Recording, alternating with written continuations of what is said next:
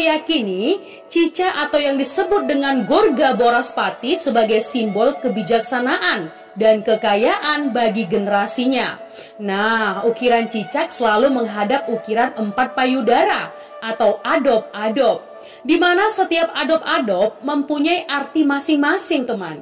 Adop-adop yang pertama sebagai simbol kesucian, adop-adop yang kedua sebagai simbol kesetiaan, adop-adop yang ketiga sebagai simbol kesejahteraan, serta adop-adop yang keempat sebagai simbol kesuburan wanita.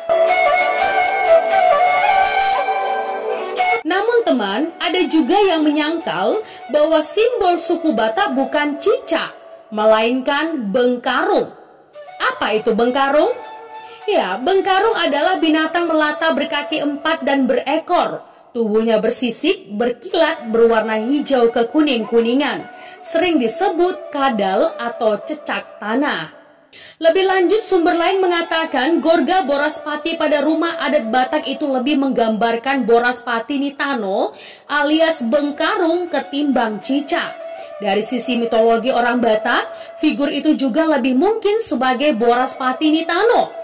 Dikisahkan dalam mitos asal-usul orang Batak bahwa kakek buyut si Raja Batak atau orang Batak pertama, yaitu Dewa si Raja Odap-Odap, ternyata berwujud ilik atau bengkarung. Menurut mitologi nih ya teman, si Raja Odap-Odap menikah dengan si Borodeak Parujar, dewa pencipta tanah atau bumi. Dari keturunan pasangan dewa-dewi inilah, tepatnya pada generasi kelima, katanya dilahirkan manusia Batak pertama yang dikenal sebagai si Raja Batak. Sebenarnya si Raja Batak itu nama suatu komunitas kecil yang pertama kali bermukim di tanah Batak. Diperkirakan di desa Cianjur Mula-Mula, Samosir.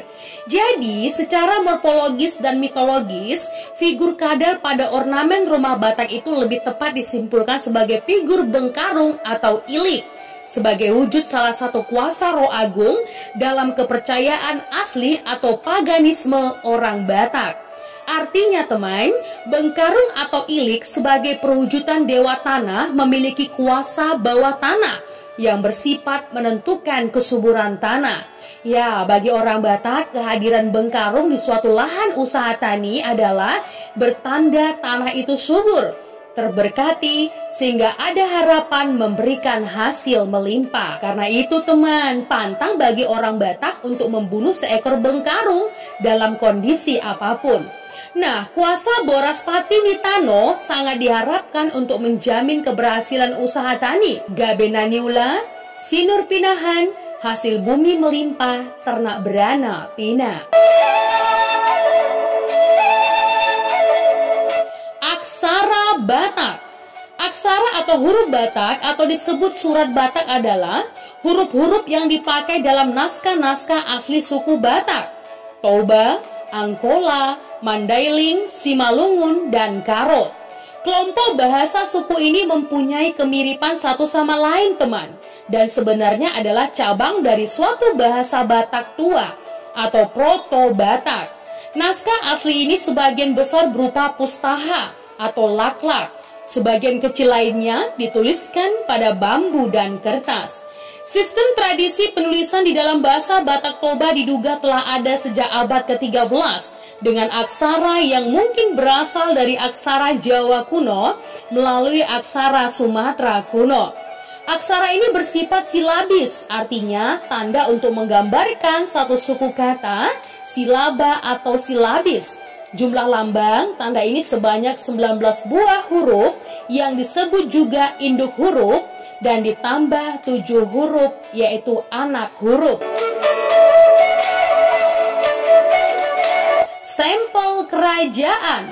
Iya teman, menurut catatan sejarah, Sisingamangaraja 12 lah yang pertama menggunakan kertas dan cap sebagai legalitas surat. Hal ini dipergunakan dalam usaha melawan penjajah dengan kerjasama keluar dan untuk menyamakan kedudukannya dengan raja-raja atau sultan-sultan Melayu. Hal ini juga digunakan dalam surat yang ditujukan kepada otoritas kolonial Belanda dan misionaris Jerman I.L. Nommensen. Sebagai pelegalitas surat-suratnya selama masa perjuangan, ada 3 cap jenis Sisingamangaraja 12, yaitu cap A, namun jarang digunakan. Yang paling sering digunakan teman adalah cap B dan C. Ya, ketiga cap itu ditulis dengan bahasa Batak dan aksara Batak yang ditulis di tengah cap. Dan bahasa Melayu dengan menggunakan aksara Jawi yang ditulis di pinggir sekeliling cap.